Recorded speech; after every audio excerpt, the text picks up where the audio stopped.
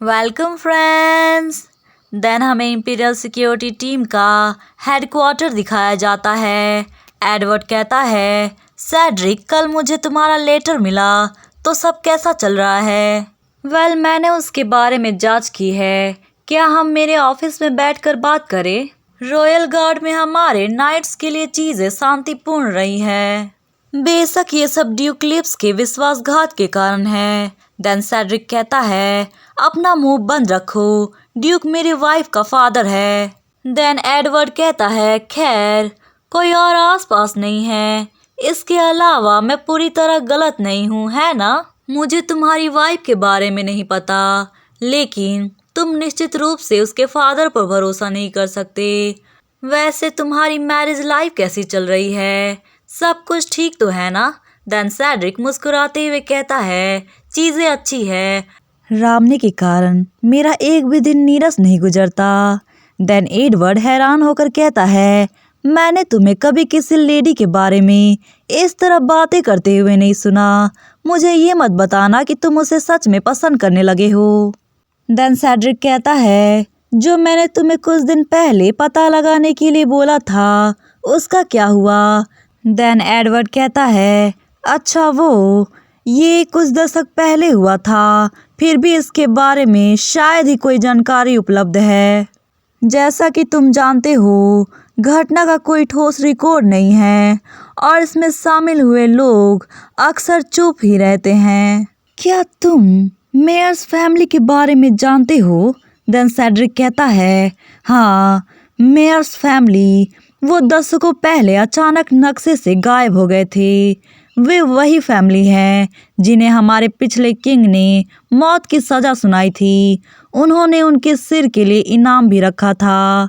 और सबसे इम्पोर्टेंट बात, ये सब वो लोग थे जिनके पास उपचार करने की शक्तियाँ थी। देन एडवर्ड कहता है, लेकिन वो अब केवल अफवाह का विषय है।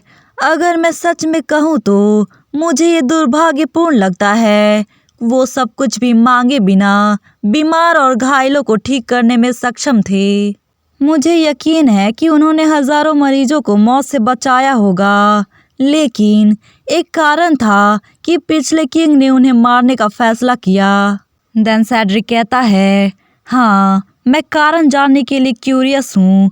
यदि वो देश की मदद कर ही रहे थे तो उन्हें मारने की आवश्यकता क्यों पड़ी?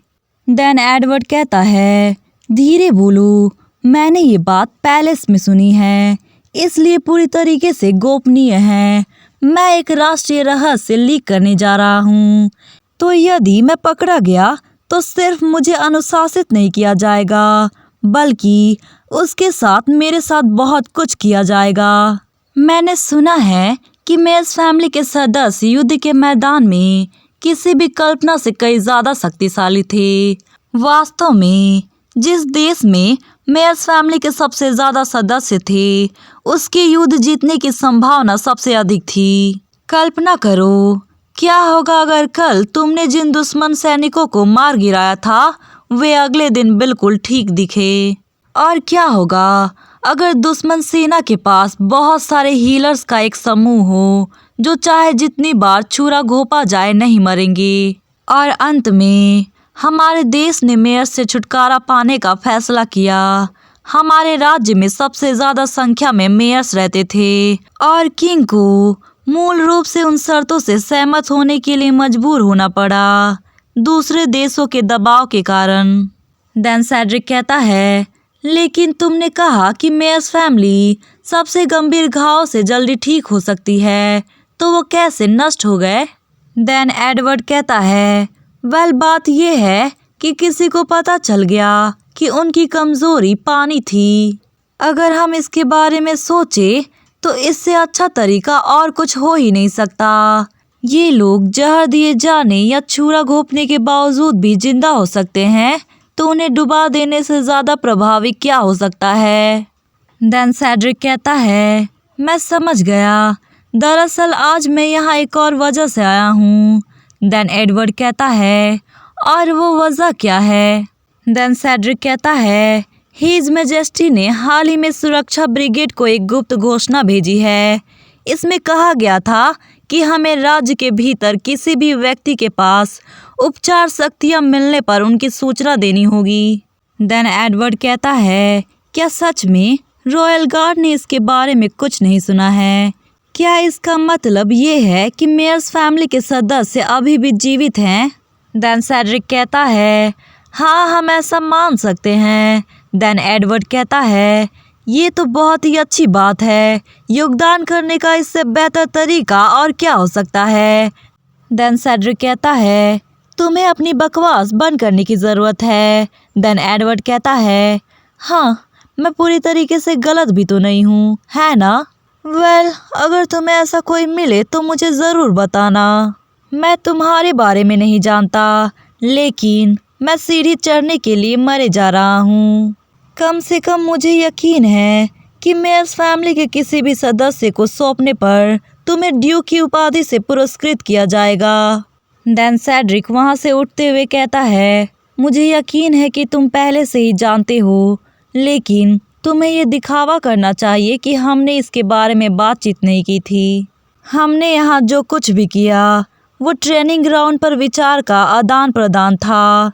देन एडवर्ड कहता है, हाँ मुझे पता है। वेल, बाद में मिलते हैं और अपनी वाइफ को मेरा हाय बोलना। देन सेड्रिक इरिटेट होकर कहता है, तुम्हारे सपनों में। देन एडवर्ड मन में कहता है, ओह गॉड, ये तो बुरा मान गया। देन नेक्स्ट सीन में हरीबो मैंशन का सीन दिखाया जाता है। राम ने मन में कहती है, इस स्टेट के अंदर इतने सारे फ्लावर्स को देखते हुए मैं ये कह सकती हूँ कि ये फैमिली फ्लावर्स का बिजनेस चलाता है। यहाँ फूल, वहाँ फूल, हर जगह फूल, और लगता है कि वहाँ पर भी है। देन कहती है, मैंने सोचा कि लेडी लूसिया ही थी जिन्होंने मुझे यहाँ पर इनवाइट किया है। देन बेनिन मुस्कुराते हुए कहता है, यही मैंने लेटर में लिखा है, क्योंकि मैंने देखा कि आपके हस्बैंड आपके बारे में बहुत चिंता कर रहे थे। एंड ये सुनकर राम ने शॉक्ड रह जाती है और मन में कहती है, वो इतना बेशरम है कि मेरे पास उससे बहस करने के लिए एनर्जी नहीं है। देन बेनिन कहता है, इससे भी ज़्यादा इम्पोर्टेंट बात यह है कि हम उस दिन की अपनी बातचीत क्यों ना जारी रखें। एंड राम ने मन में कहती है, वेल, हम ज़्यादा देर तक बातचीत नहीं कर पाए क्योंकि सेड्रिक ने हमें बीच में ही रोक दिया था। लेकिन कौन जानता था कि वो इसे याद रखेगा और व्यक्तिगत रूप से मुझे अपने घर पर इनवाइट करेगा। देन राम ने कहती है, तो फिर मैं सीधे अपने मुद्दे पर आती हूँ, तुम्हारी मेडिसिन काफ़ी महंगी है। देन बेनिन हैरान होकर कहता है, क्या? और हंसते हुए कहता है, अच्छा तो ऐसी बात है, तो आप बेहतर कीमतों के लिए मोलभाव करने के लिए यहाँ आई हैं? देन राम ने कहती है, नहीं, ये एकमात्र कारण नहीं है। मैं ये भी जानना चाहती थी कि किंगडम में औषधि जड़ी बूटियों की इतनी कमी क्यों है। देन बेनिन कहता है, तुम्हारा क्वेश्चन इंटरेस्टिंग है। एंड राम ने मन में कहती है, उसने इससे इनकार नहीं किया, इसलिए मेरा थ्योरी सही था। रामने ने अपने सीक्रेट रूम में जो किताबें छिपाई थी उसके अनुसार अधिकांश बुनियादी औषधीय जड़ी बूटी सामान्य रूप से कहीं और वितरित किया जा रहा है, लेकिन वे हमारे राज्य में असामान्य रूप से महंगे हैं। और मैंने सुना है कि ड्यूक हरीबो अपनी अधिकांश जड़ी बूटियाँ विदेशों से मंगाते हैं।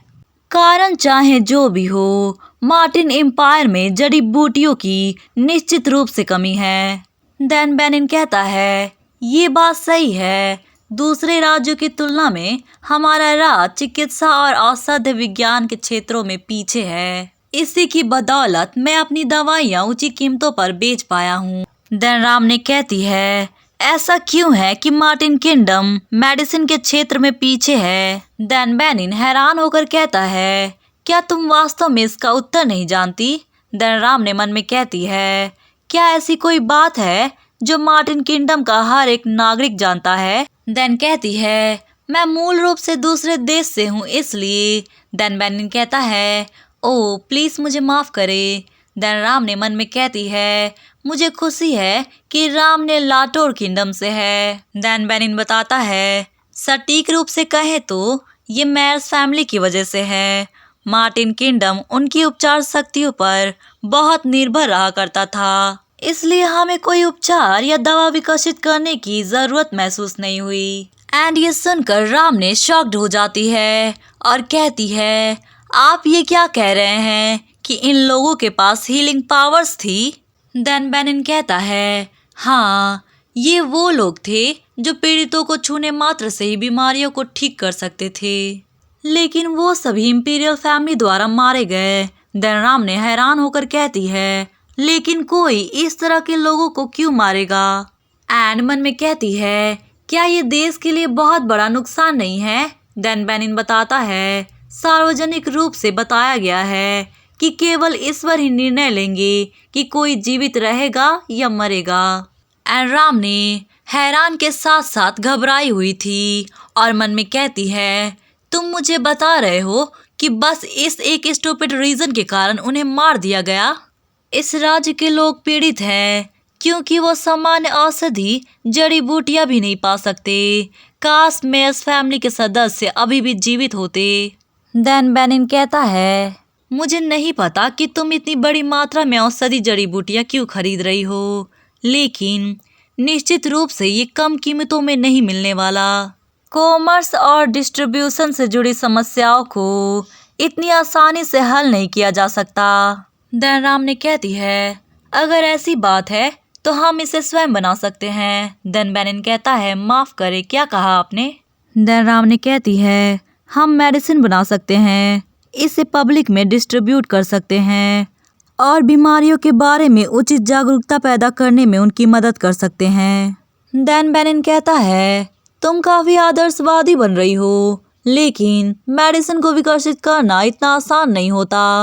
देन राम ने सीरियस होकर कहती है, मुझे लगता है कि हमने इस मुद्दे पर काफी देर तक चर्चा की। प्लीज मुझे अब लेडी लूसिया के बारे में बताएं। क्या आपने कहा है कि वो पिछली डचेस हरीबो जैसे ही बीमारी से पीड़ित हैं? देन बेनिन कहता है, अफवाहें गलत है, ये वही बीमारी नहीं है। देन राम ने कहती है, तो क्या उसने बचपन में किसी तरह की दर्दनाक घटना का अनुभव किया था? देन बेनिन बताता है, जब वो छोटी थी तो एक बार कविता पढ़ते समय वो बेहोश हो गई थी। ये एक ऐसी जगह थी जहाँ कई सारे यंग नोबल्स इकट्ठे हुए थे।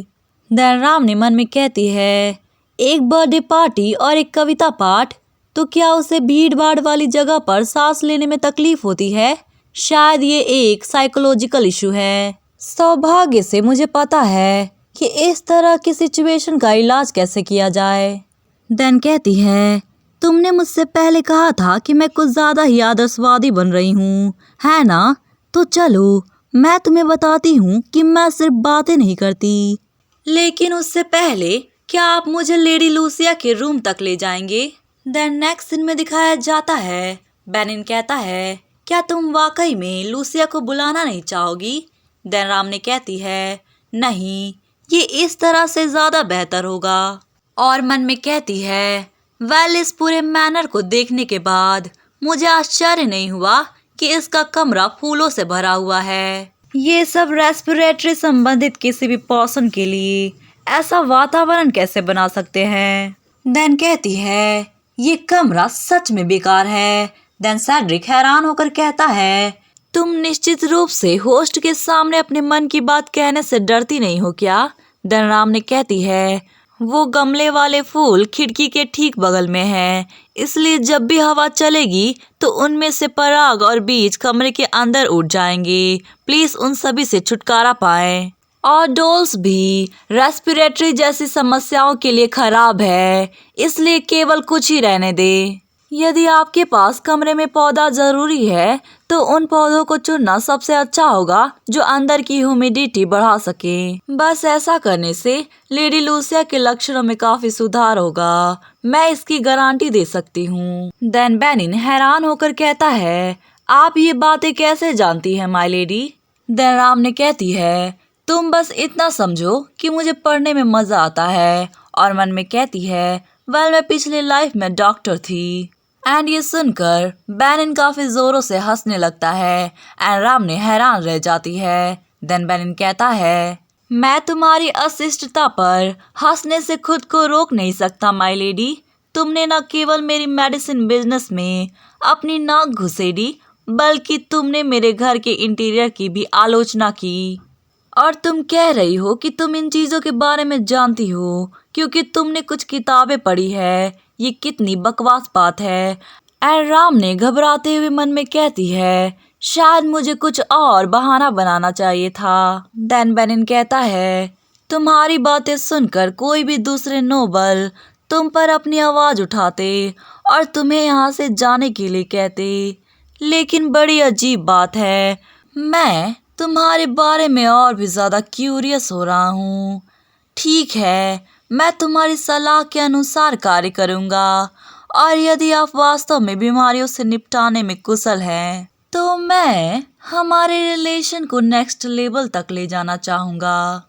एंड राम ने मन में कहती है, वेट, जिस तरह से वो मुझे देख रहा है और मेरा हाथ पकड़ा हुआ है, कुछ तो अजीब है। देन राम ने अपना हाथ हटाते हुए कहती है, मैं माफी चाहती हूँ, और चिल्लाते हुए कहती है, लेकिन मेरे पास पहले से ही मेरे हस्बैंड है। देन बेनिन कहता है, मैं समझता हूँ, और हैरान होकर कहता है, नहीं, मेरा मतलब ये नहीं था। देन राम ने कहती है, फिर तुम्हारा मतलब क्या था? देन बेनिन कहता है, मैं कह रहा था कि मुझे तुम्हारे साथ बिजनेस करना है। यदि तुम एक नई प्रकार की मेडिसिन बना सकती हो या एक नई ट्रीटमेंट मेथड के साथ आ सकती हो तो तुम्हें एक प्रतियोगी बनाने के बजाय अपना पार्टनर बनाना बेहतर होगा। वेल, ये बातें सुनकर राम को एम्बैरेसमेंट के मारे पसीने आने लगते हैं। देन बेनिन कहता है, मुझे माफ करें, लोग अक्सर मेरे इरादे को गलत समझ लेते हैं। खैर, प्लीज मेरे प्रस्ताव पर थोड़ा विचार करें। मैं समझता हूँ, अगर आप एक नए बिजनेस में छलांग लगाने के बजाय अपने हस्बैंड के साथ अधिक समय बिताना पसंद करती हैं तो, है ना लेडी? एंड राम ने रोते हुए मन में कहती है, ये सच में मुझे टीज कर रहा है। देन राम ने एम्बैरेस्ड होकर कहती है, ठीक है, तो फिर मैं चलती हूँ। देन बेनिन कहता है, ओह, जाने से पहले मुझे तुमसे कुछ कहना है। देन नेक्स्ट सीन में दिखाया जाता है रोजर मैंशन का सीन। राम ने जब कैरस से उतरती है तो एलिना को नोटिस करती है एंड एलिना खुश होकर कहती है, राम ने, क्या तुमने लेडी लूसिया के साथ अच्छी बातचीत की?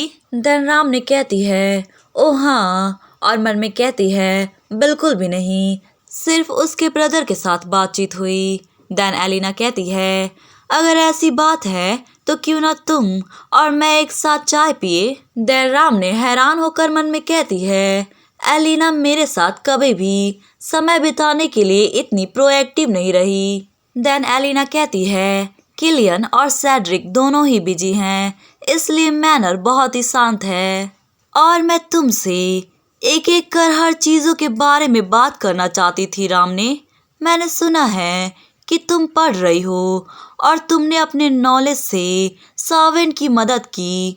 सेड्रिक ने मुझे इसके बारे में बताया है। देन राम ने कहती है, ओह, ये कुछ ज़्यादा खास नहीं है, मैंने जो पढ़ा बस उसका प्रैक्टिस किया।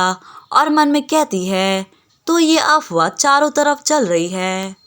देन एलिना उसे लेकर जाते हुए कहती है, खैर, चाय और मिठाइयों के साथ मुझे इसके बारे में विस्तार से बताएं। मेरे पास तुमसे पूछने के लिए बहुत सी चीजें हैं। राम ने मन में कहती है, क्या एलिना मेरे प्रति नर्म हो गई है क्योंकि मैं अब विलेनेस राम ने नहीं रही, मैं रोजर एस्टेट के आसपास के लोगों की मदद कर रही हूँ, शायद इसलिए। उसकी एटीट्यूड ओरिजिनल नॉवल से बिल्कुल अलग है, लेकिन शायद उसके साथ फ्रेंड बनना अच्छा रहेगा। देन एलिना कहती है, ओह हाय लेडीज, काउंटेस रोजर को हेलो बोलो। एंड राम ने उन्हें देख हैरान रह जाती है एंड मन में कहती है, ये तो वही लेडीज है जिनसे मैं लूसिया के बर्थडे पार्टी में मिली थी। क्या एलिना ने मुझसे ये नहीं कहा था कि हम दोनों ही टी पर चलेंगे? देन ब्लैक हेयर वाली लेडी कहती है, ओह माय, हम फिर से मिल गए, तुम्हारा स्वागत है लेडी। देन ब्राउन हेयर वाली लेडी कहती है, तुम्हारा स्वागत है काउंटेस रोजर। एंड कुछ समय बात करने के बाद वो भी उनके साथ टेबल पर बैठ जाती है और मन में कहती है, टी ठंडी हो चुकी है और मिठाइयाँ लगभग खत्म हो चुके हैं। ऐसा लगता है कि मेरे आने से पहले वो काफी देर तक बातें कर रहे थे। एलिना ने मुझे यहाँ तक लाने के लिए अपना एटीट्यूड तक बदल लिया। और एलिना अपनी एविल स्माइल देते हुए रामने को घूरे जा रही थी। देन कहती है, ओ ठीक है, मैं हाल ही में रामने द्वारा स्टेट में किए गए बदलाव से आश्चर्य थी। क्या आप हमारे मेहमानों को इसके बारे में बता सकती हैं रामने? देन रामने हैरान होकर कहती है, क्या बदलाव? देन ब्लैक हेयर वाली लेडी कहती है, ओ हाँ, मैंने भी उसे देखा था। गार्डनर बिल्कुल अजीब सी टोपी पहना था। वो बिल्कुल छोटा और एक खिलौनों की तरह दिख रहा था। देन रामने शॉक्ड होकर कहती है, वो खिलौना नहीं है। मैंने गार्डनर के लिए एक ऐसी टोपी तैयार की ताकि उनकी त्वचा धूप से ना जले। देन आर्टमेशिया कहती है, छत्र टोपी, ये कितनी अजीब चीज है। जरा सोचिए, क्या आपने लेडी लूसिया के बर्थडे पार्टी में उनका इलाज नहीं किया था? देन ब्राउन हेयर वाली लेडी कहती है, हाँ मैंने देखा, आपने जो किया वो सच में इम्प्रेसिव था। देन रामने कहती है, मैंने उसकी बीमारी का इलाज नहीं किया। उसे सांस लेने में तकलीफ हो रही थी, इसलिए मैंने बस उसे कुछ प्राथमिक उपचार दिया। एंड मन में कहती है, आखिर यहाँ चल क्या रहा है? क्या वो सब मेरी तारीफ कर रहे हैं? लेकिन वो सब पार्टी में काफी रूडनेस दिखा रही थी। इसका ये मतलब नहीं है कि वो सब अपनी सेंसेस में आ गई हैं। जरूर कुछ तो गड़बड़ है। देन तभी एलिना कहती है, ये सच में आश्चर्य की बात है रामने। जब ऐसी चीजों की बात आती है तो मैं पूरी तरीके से अनभिज्ञ हूँ, और इस राज्य में बहुत कम लोग हैं जो लोगों की बीमारियों का इलाज कर सकते हैं। देन ब्लैक हेयर वाली लेडी कहती है, लेकिन क्या ऐसा नॉलेज होने से आपको कोई लाभ होगा? देन आर्टमेशिया कहती है, सच में एक महान पर्सन के पास ऐसा नॉलेज क्यों ही होगा, जबकि वो मेडिसिन के बारे में कुछ भी नहीं जानते। क्या इससे कोई गलतफहमी पैदा नहीं होगी? देन ब्राउन हेयर वाली लेडी कहती है, हाँ तुमने सही कहा, एक गलतफहमी। देन आर्टमेशिया कहती है, तुम जानती हो, लोग सोच सकते हैं कि तुम मेयर्स फैमिली से हो, इसलिए तुम्हें सावधान रहना चाहिए काउंट रोजर, वरना लोगों को गलत विचार मिलेगा, या शायद वास्तव में तुम्हारा उस फैमिली से कोई नाता हो। और ये सुनकर रामने दंग रह जाती है और कांपते हुए मन में कहती है, मैं कुछ कहना चाहती हूँ, लेकिन मानो मेरा शरीर जम सा गया है। देन तभी एलिना कहती है, लेडीज प्लीज ऐसे निष्कर्ष पर ना पहुंचे। रामने कोई भी ऐसी नहीं है, वो मेरी फ्रेंड है। और अपनी जगह से उठते हुए कहती है, अब जब हमने अपनी चाय समाप्त कर ली है तो क्यों ना हम गार्डन में थोड़ी देर टहले। वेल बात ऐसी है कि हमारे द्वारा लगाए गए फूल इस महीने खिल गए हैं। देन रामने बेनिन की बातें याद करती है और पास्ट के बारे में सोचती है। बेनिन बताता है, कुछ ऐसी बात है जो मैं आपसे कहना चाहता हूँ। देन रामने कहती है, क्या?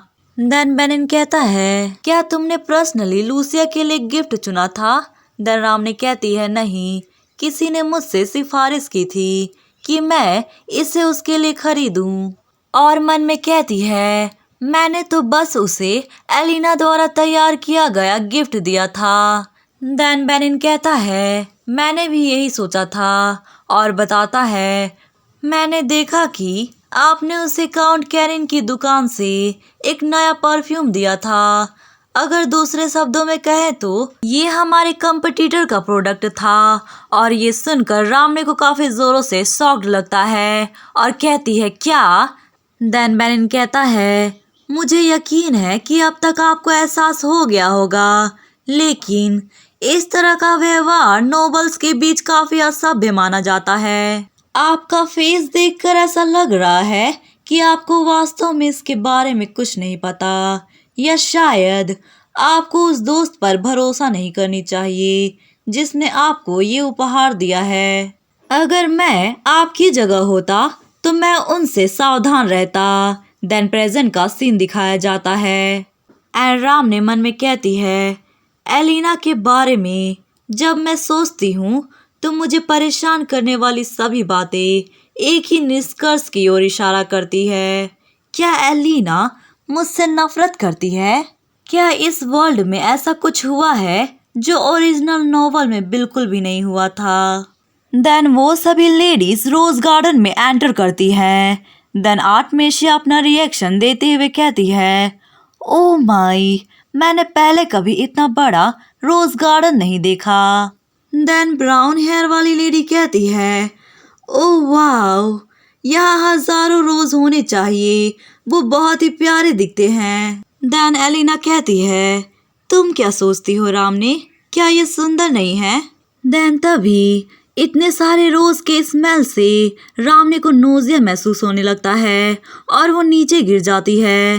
देन एलिना कहती है, रामनी तुम ये क्या कर रही हो? एंड ब्राउन हेयर वाली लेडी परेशान होकर कहती है, oh my goodness, countess Roger, आपको क्या हुआ? एंड एलिना एविल स्माइल देते हुए कहती है, ओ माय, काउंटेस रोजर, तुम्हें कैसा महसूस हो रहा है?